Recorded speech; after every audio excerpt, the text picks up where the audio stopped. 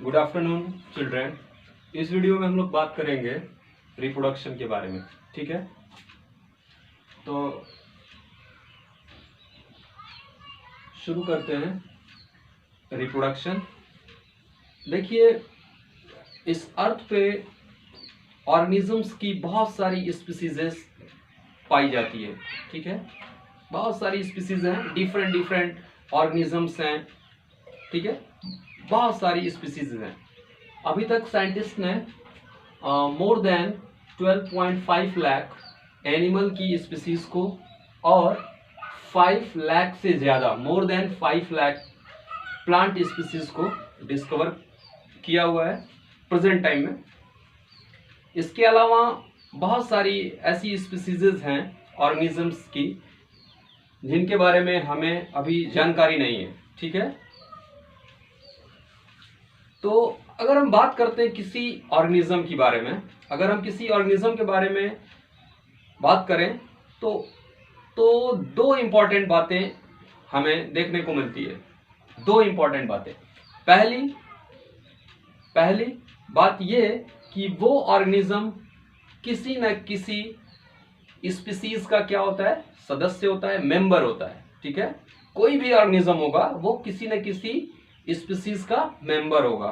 ठीक है, और दूसरी चीज क्या, दूसरी चीज ये कि वो ऑर्गेनिज्म इमोर्टल नहीं होगा। ठीक है, बल्कि क्या होगा, मोर्टल होगा। ऐसा नहीं है कि वो ऑर्गेनिज्म कभी मरेगा ही नहीं। ठीक है, दुनिया में इस अर्थ पे कोई भी ऑर्गेनिज्म है उसका एक निश्चित लाइफ स्पॉन है। ठीक है, उस लाइफ स्पॉन के बाद वो क्या कर जाता है, डेथ कर जाता है। ठीक है, उसका अस्तित्व, उसका एग्जिस्टेंस इस अर्थ से समाप्त हो जाता है। ठीक है, लेकिन उसकी स्पीसीज का एग्जिस्टेंस बना रहता है। उसकी स्पीसीज का एग्जिस्टेंस समाप्त नहीं होता है, बल्कि उस पर्टिकुलर इंडिविजुअल का एग्जिस्टेंस समाप्त हो जाता है, लेकिन उसकी स्पीसीज इस अर्थ पे लंबे समय तक कंटिन्यूअस एग्जिस्टेंस में बनी रहती है। ठीक है, तो आइए जानते हैं इसके पीछे वजह क्या है, रीजन क्या है कि स्पीसीज का एग्जिस्टेंस इस अर्थ पे बना रहता है। उसका रीजन है रिप्रोडक्शन। ठीक है, दुनिया के हर एक लिविंग ऑर्गेनिज्म के अंदर ये कैपेबिलिटी होती है, ये क्षमता होती है कि वो अपने लाइफ स्पॉन में अपने ही जैसे ऑफस्प्रिंग को रिप्रोड्यूस करता है। ठीक है, ऑर्गेनिजम्स की इसी कैपेबिलिटी को क्या बोलते हैं, रिप्रोडक्शन। ठीक है, उनके अंदर ये जो कैपेबिलिटी होती है, क्षमता होती है न्यू ऑर्गेनिज्म रिप्रोड्यूस करने की, जो कैसे होते हैं, बिल्कुल उन्हीं के तरह होते हैं। ठीक है, तो इस क्षमता को बोलते हैं रिप्रोडक्शन की क्षमता होती है। ठीक है, कैपेबिलिटी ऑफ रिप्रोडक्शन। और ये कहां पाई जाती है, सिर्फ लिविंग ऑर्गेनिज्म में ही पाई जाती है। ठीक है, तो आइए देख लीजिए, यहां पर डिफिनेशन दिया हुआ है थोड़ा सा। Reproduction is the process by which living organisms produce new individuals similar to themselves.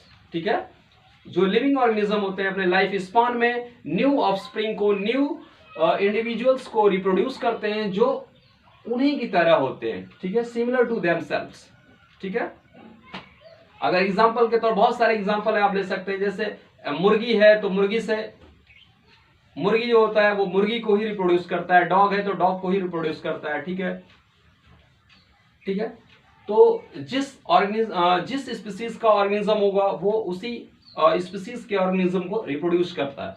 ठीक है, और इससे क्या होता है, रिप्रोडक्शन से क्या फायदा होता है, reproduction ensure continuity of life on earth. ठीक है, रिप्रोडक्शन से क्या होता है, इस अर्थ के ऊपर उस स्पीसीज का एग्जिस्टेंस लंबे समय तक कंटिन्यूअस बना रहता है। ठीक है, तो रिप्रोडक्शन आप लोगों के कोर्स में इसको दो टाइप्स में डिवाइड किया गया है। It is of two types, asexual reproduction and sexual reproduction. तो अगले वीडियो में हम बात करेंगे एसेक्सुअल रिप्रोडक्शन के बारे में। Okay, thanks.